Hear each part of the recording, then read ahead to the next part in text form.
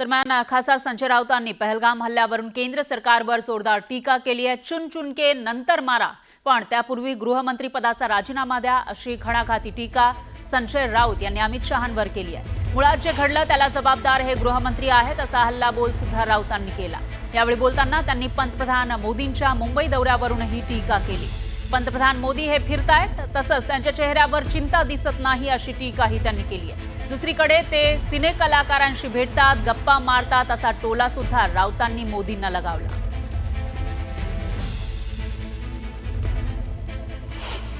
अमित शाह म्हणतात की चुन चुन कर मारेंगे, एक को भी नहीं छोडेंगे।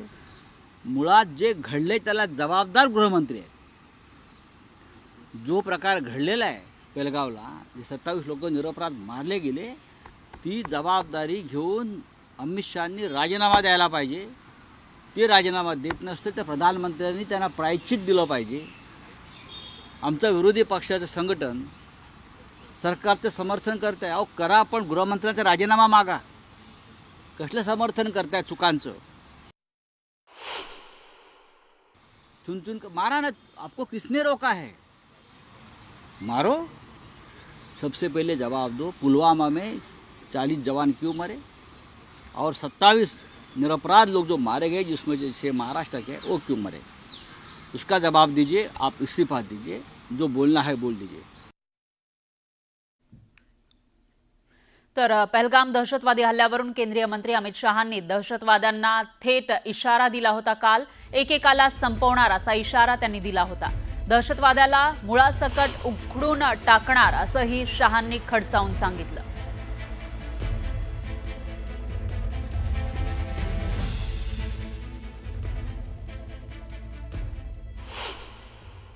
वो ये न समझ ले कि हमारे 27 नागरिकों का जान लेकर ये लड़ाई जीते हो। मैं सभी आतंक फैलाने वालों को कहना चाहता हूं कि लड़ाई का अंत नहीं है, एक मकाम है। हर व्यक्ति को चुन चुन कर जवाब भी मिलेगा, जवाब भी लिया जाएगा। दरम्यान सरकारनं आता घरात घुसून मारण्यापेक्षा त्यांच्या घरात जाऊन बसावं असा सल्ला असदुद्दीन ओवैसींनी दिलाय। अब के बार अगर कुछ एक्शन ले रहे तो घर में घुस के बैठ जाना। घर में घुस के मारते बोले ना, अब घर में घुस के बैठ जाना, खत्म। ये होना चाहिए। पीओके ले लेना नहीं, अरे गवर्नमेंट खुद बोल रही है। एक बात सुनिए, पीओके नहीं, पीओके का रेजोल्यूशन है पार्लियामेंट का, भारत की पार्लियामेंट का रेजोल्यूशन है, वो भारत का है बोल के। तो बीजेपी क्या बोलती, घर में घुस के बोले डैश डैश बोले, हम बोले घर में घुस के बैठ जाओ आप। ये खत्म होना है टेररिज्म, जो बार बार हर थोड़े दिन को जो टेररिज्म होता। पहलगाम मधल्या दहशतवादी हल्ल्यातून अनेक पर्यटक बचावले। या पर्यटकांना वाचवण्यात महत्त्वाची भूमिका बजावली ती म्हणजे तिथल्या रॅबिट गर्ल्सनी। मुमताज आणि रुबीना असं या दोघींचं नाव आहे। रॅबिट गर्ल्स म्हणून ओळखल्या जाणाऱ्या या दोघींनी जीव वाचवण्यासाठी पळणाऱ्या पर्यटकांना आपल्या घरात आश्रय दिला, तसंच त्यांना आवश्यक त्या गोष्टीही पुरवल्या। दरम्यान रॅबिट गर्ल्सकडून आता पर्यटकांना पहलगामला भेट देण्याचं आवाहन करण्यात आलंय। उस टाइम टूरिस्ट भाग रहा था, रो रहा था, बहुत डरे हुए थे वो लोग। उनको पहाड़ियों में चलना नहीं आता, इसलिए वो बहुत डरे हुए थे, रास्तों में पड़े हुए थे। हमने उनको नीचे लाया, एम्बुलेंस में बिठाया, अपने घर पे 5-6 मिनट बिठाया, उनको पानी पिलाया, फिर उनको होश आई, फिर वहाँ से उनको नीचे लाया। वो टूरिस्ट की जाने बचाए। वो बहुत डरे हुए थे, चिल्ला रहे थे, रो रहे थे, बोल रहे कि हमें बचाओ बचाओ, इसलिए हमने उनकी हेल्प की बहुत ज़्यादा। ये एक इंसानियत का कत्ल किया गया, ना ही किसी मुस्लिम का, ना ही किसी हिंदू का कत्ल किया, ये एक इंसानियत का कत्ल किया गया। दरम्यान खासदार संजय राऊतांनी पहलगाम हल्ल्यावरून केंद्र सरकारवर जोरदार टीका केली आहे। चुन चुन के नंतर मारा, पण त्यापूर्वी गृहमंत्री पदाचा राजीनामा द्या अशी घणाघाती टीका संजय राऊत यांनी अमित शहांवर केली आहे। मुळात जे घडलं त्याला जबाबदार हे गृहमंत्री आहेत असा हल्लाबोल सुद्धा राऊतांनी केला। यावेळी बोलताना त्यांनी पंतप्रधान मोदींच्या मुंबई दौऱ्यावरूनही टीका केली। पंतप्रधान मोदी हे फिरतायत, तसंच त्यांच्या चेहऱ्यावर चिंता दिसत नाही अशी टीकाही त्यांनी केली आहे। दुसरीकडे ते सिने कलाकारांशी भेटतात, गप्पा मारतात असा टोला सुद्धा राऊतांनी मोदींना लगावला।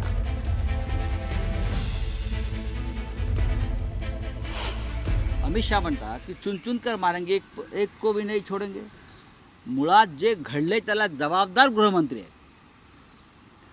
जो प्रकार घडलेला आहे पेलगावला, जे 27 लोक निरपराध मारले गेले, ती जबाबदारी घेऊन अमित शहानी राजीनामा द्यायला पाहिजे. ते राजीनामा देत नसते तर प्रधानमंत्र्यांनी त्यांना प्रायश्चित दिलं पाहिजे.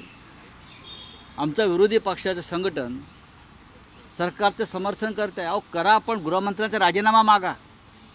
कसलं समर्थन करताय चुकांचं? चुन मारा ना, आपको किसने रोका है? मारो. सबसे पहले जवाब दो, पुलवामा में 40 जवान क्यों मरे और 27 निरपराध लोग जो मारे गए, जिसमें से महाराष्ट्र के, वो क्यों मरे? उसका जवाब दीजिए. आप इस्तीफा दीजिए, जो बोलना है बोल दीजिए. तर पहलगाम दहशतवादी हल्ल्यावरून केंद्रीय मंत्री अमित शहांनी दहशतवाद्यांना थेट इशारा दिला होता. काल एकेकाला संपवणार असा इशारा त्यांनी दिला होता. दहशतवाद्याला मुळासकट उखडून टाकणार असंही शहांनी खडसावून सांगितलं.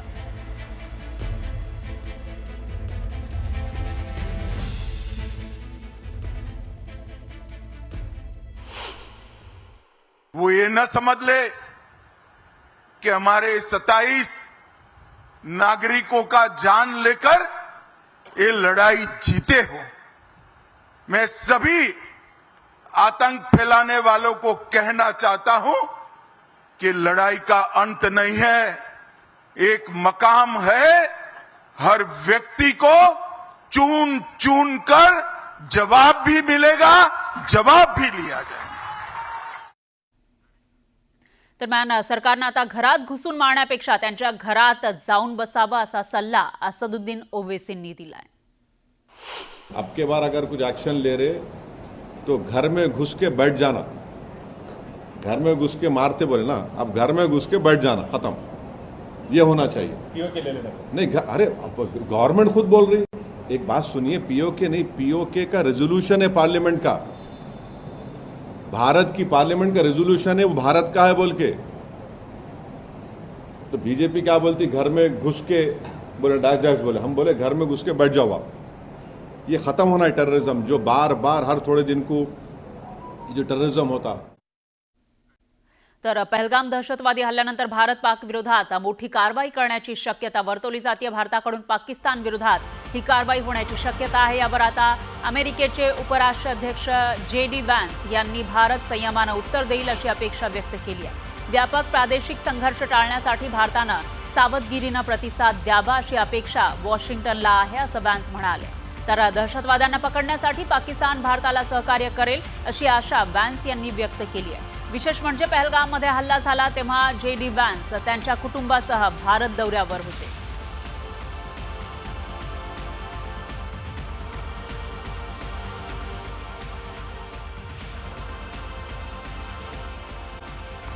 दरम्यान दहशतवादी बीज पेरणाऱ्या 26/11 हल्ल्याचा मास्टरमाइंड आणि लष्कर-ए तोयबाचा म्होरक्या हाफिज सईदचा मृत्यूच्या भीतीनं थरकाप उडालाय.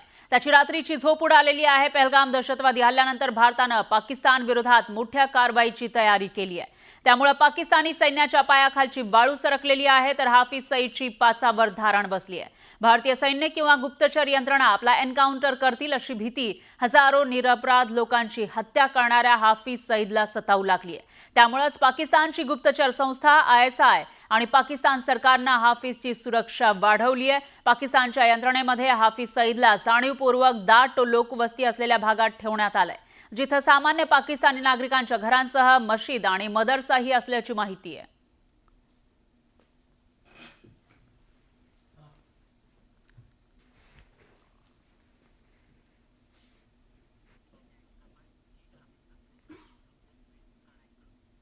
तर हाफिज सईदला मृत्यूची भीती नेमकी का सतावतीये ते जाणून घेऊयात ग्राफिक्सच्या माध्यमातून. हाफिज सईद जो एक मोस्ट वॉन्टेड टेररिस्ट आहे, त्याला मृत्यूची भीती सतावतीये कारण एकीकडे पहलगाममध्ये अटॅक झालेला होता आणि त्याच्यानंतर भारतानं आता पाकिस्तानला धडा शिकवण्याचा एक लक्ष्य ठेवलेलं आहे. त्या पार्श्वभूमीवर हाफिज सईदला मात्र मृत्यूची भीती सतावतीये कारण हाफिज सईद 26/11चा जो हल्ला झाला होता मुंबईमध्ये त्याचा म्होरक्या होता, मास्टर माइंड होता आणि तो भारतामध्ये मोस्ट वॉन्टेड आहे.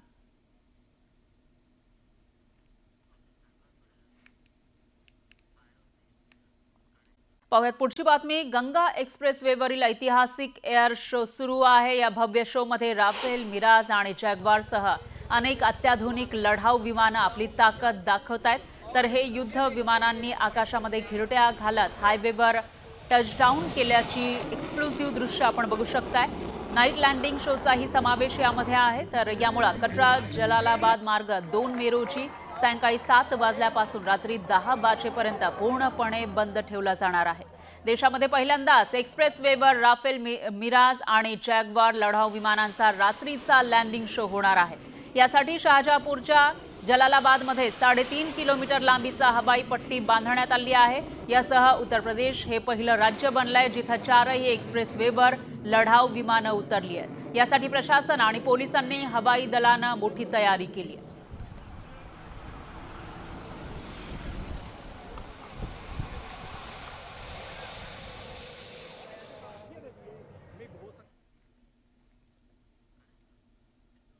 दरम्यान पहलगाम हल्ल्याच्या पार्श्वभूमीवर घडामोडींना वेग आला आहे. भारताच्या कठोर भूमिकेनंतर पाकिस्ताननं शिमला करार रद्द केला. दुसरीकडे बिथरलेल्या पाकिस्तानचे मंत्री आण्विक हल्ल्याच्या पोकळ धमक्या देऊ लागलेत. राजधानी दिल्लीत सुद्धा बैठकांचा सिलसिला सुरू आहे. दहशतवादाला जशास तसं उत्तर देण्यासाठी पंतप्रधान मोदींनी सैन्याला फ्री हँड दिलाय. त्यानंतर लाईन ऑफ कंट्रोलवरील सुरक्षा आणखी वाढवण्यात आली आहे. तर दुसरीकडे सागरी सीमेवरही युद्ध नौका सज्ज ठेवत भारतानं पाकिस्तानची घेराबंदी करण्यास सुरुवात केली आहे. भारताच्या या आक्रमक भूमिकेमुळे पाकिस्तानचे धाबे दणाणलेत. त्याला कारणही तसंच आहे. INS विक्रांत ही आधुनिक युद्ध नौका आहे आणि विक्रांत एका वेळी 40 फायटर एअरक्राफ्ट कॅरी करू शकते. यामागे MiG-29K आणि MH-60R अँटी सबमरीन हेलिकॉप्टरचा समावेश आहे. तर एकीकडे पहलगाम हल्ल्यानंतर भारताकडून वेगवेगळ्या हालचाली केल्या जात आहेत. बैठकांचा सिलसिला सुरू आहे आणि त्यामध्येच तिन्ही सैन्य दलं सज्ज आहेत आणि एकूणच भारताकडून पाकिस्तानची घेराबंदी करण्याचे प्रयत्न सुरू असल्याचं दिसतंय. अरबी समुद्रामध्ये भारताच्या युद्ध नौका या सज्ज झाल्या आहेत. INS विक्रांतचं कवच भारताला आहे. तर त्याचबरोबर इतरही जे सैन्य दलं आहेत त्यांची ही तयारी सुरू आहे. त्यामुळे पाकिस्तानची एक प्रकारे घेराबंदी केली जात असल्याचं दिसतंय. कारण पाकिस्तानकडून वारंवार पोकळ धमक्या दिल्या जात आहेत. मात्र भारताची ताकद नेमकी किती आहे ते यावरून दिसतंय. पाकिस्तानकडून भारताला रोज पोकळ धमक्या दिल्या जात आहेत. पण जर मैदानात उतरलं तर कुणाकडे किती आणि कोणती शक्ती आहे ते बघूयात ग्राफिक्सच्या माध्यमातून. भारताकडे लढाऊ विमानं 2229 आहेत. तर पाकिस्तानकडे फक्त 1399 इतकी लढाऊ विमानं आहेत. लष्करी विमानं भारताकडे 513 आहेत. तर पाकिस्तानकडे 328 इतकी आहे. आणि लढाऊ हेलिकॉप्टर भारताकडे 80 आहेत. तर पाकिस्तानकडे 57 लढाऊ हेलिकॉप्टर आहेत. लष्करी वाहनं भारताकडे 1,48,594 आहेत. तर पाकिस्तानकडे फक्त 17,516 इतकी आहेत.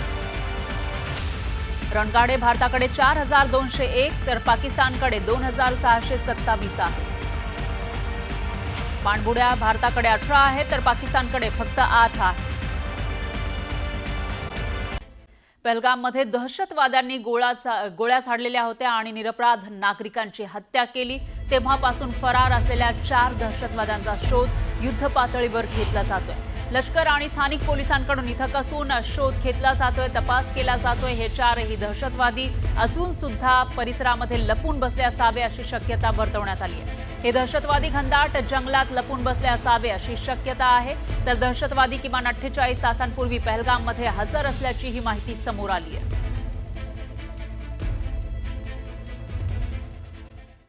पहलगाममध्ये काही दिवसांपूर्वी झालेल्या दहशतवादी हल्ल्यानंतर देशभरात खळबळ माजलेली आहे. या प्रकरणाचा तपास आता राष्ट्रीय तपास संस्था करतेय. तपासाला वेग देण्यासाठी NIAचे महासंचालक सदानंद दाते सलग दुसऱ्या दिवशी श्रीनगरमध्ये उच्चस्तरीय बैठक घेत आहेत. या बैठकीमध्ये NIAच्या वरिष्ठ अधिकाऱ्यांसह सुरक्षा यंत्रणांचे प्रतिनिधी सुद्धा उपस्थित आहेत. तर हल्ल्याच्या पार्श्वभूमीवर तपासाला आलेल्या सुरागांवर, तपासामध्ये जे सुराग सापडलेले आहेत त्याच्यावर चर्चा, तांत्रिक पुरावे, स्थानिक सहकार्य आणि संभाव्य संशयितांबाबत माहितीचं विश्लेषण या सर्व मुद्द्यांवर सखोल चर्चा सुरू आहे. गुरुवारी सदानंद दातेंनी प्रत्यक्ष पहलगामला जाऊन घटनास्थळाची पाहणी केली. त्यांनी घटनास्थळी उपस्थित स्थानिक अधिकाऱ्यांकडून प्राथमिक माहिती घेतली. परिसरातील सीसीटीव्ही फुटेज, मोबाईल टॉवर्सचे डेटा, त्याचबरोबर तांत्रिक पुरावे गोळा करण्याचे निर्देशही दिलेत. एनआयएची ही हालचाल हल्लेखोरांवर लवकरात लवकर कारवाई करण्याच्या दिशेनं एक महत्त्वपूर्ण पाऊल मानलं जात आहे. तर पुढील काही दिवसांमध्ये आणखी अटक आणि शोध मोहीम होण्याची ही शक्यता आहे. पहलगाम हल्ल्याच्या तपासात मोठी हालचाल एनआयएची टीम करतीये. तर आज पुन्हा बैसरन भागामध्ये ही टीम दाखल झाली आहे. यावेळेस तपास संस्थेच्या अधिकाऱ्यांनी विशेष फॉरेन्सिक उपकरणं सोबत आणली आहेत. घटनास्थळावरून गोळा करण्यावर भर दिला जातोय. जे पुरावे आहेत तिथले गोळा केले जात आहेत. एनआयएच्या सूत्रांच्या माहितीनुसार या परिसरामध्ये काही ठिकाणांची पुन्हा तपासणी केली जाते. जमिनीतून, पृष्ठभागावरून किंवा आसपासच्या भागातून ठोस पुरावे मिळवण्याचा प्रयत्न केला जातोय. हल्ल्याच्या साखळीला जोडणारे प्रत्येक दुवे शोधण्याची महत्त्वाचा टप्पा हा मानला जातोय. ज्या पद्धतीने या टीमकडून शोध घेतला जातोय, तर सुरक्षा यंत्रणांसाठी हे ऑपरेशन अत्यंत संवेदनशील आहे. या तपासातून हल्ल्याच्या मास्टरमाइंड पर्यंत पोहोचण्याची शक्यता वर्तवली जाते.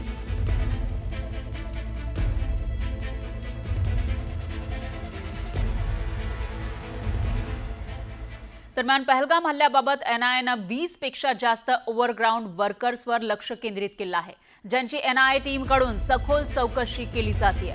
कोटभवळ तुरुंगामध्ये बंद असलेल्या 2 ओव्हरग्राऊंड वर्कर्सची चौकशी करण्याची तयारी तपास यंत्रणा करतायत. तर एनआयएची टीम लवकरच निसार अहमद उर्फ हाजी आणि मुस्ताक हुसेन याची चौकशी करू शकते. हे दोघेही ओव्हरग्राऊंड वर्कर एलईटीच्या दहशतवाद्यांना मदत करत असल्याचा आरोप करण्यात आला आहे. त्यामुळे आता त्यांच्या चौकशीतून नेमकं काय समोर येतं तेही बघावं लागेल.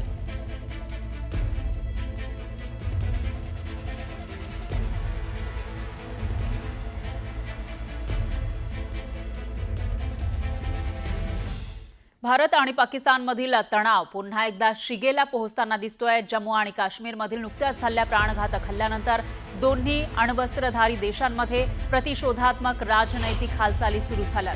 दरम्यान पाकव्याप्त काश्मीरमध्ये नियंत्रण रेषेजवळील 13 मतदारसंघांमध्ये अन्नसाठा करण्याचे आदेश देण्यात आले आहेत. पीओकेचे पंतप्रधान चौधरी अनवर उल हक यांनी स्थानिक सभेमध्ये याविषयी सांगितलेलं आहे. तर या भागांमध्ये 2 महिन्यांचा अन्नसाठा ठेवण्याच्या सूचना त्यांनी दिलेल्या आहेत. इतकंच नाही तर अन्नधान्य, औषधं आणि इतर जीवनावश्यक वस्तू पुरवण्यासाठी 1 अब्ज रुपयांचा आपत्कालीन निधी सुद्धा तयार करण्यात आलाय. नियंत्रण रेषेवरील रस्त्यांची देखभाल करण्यासाठी सरकारी आणि खासगी यंत्रणाही कार्यरत करण्यात आल्यात. या हालचालींमुळे एलओसी लगत तणाव आणखी वाढण्याची शक्यता वर्तवली जाते.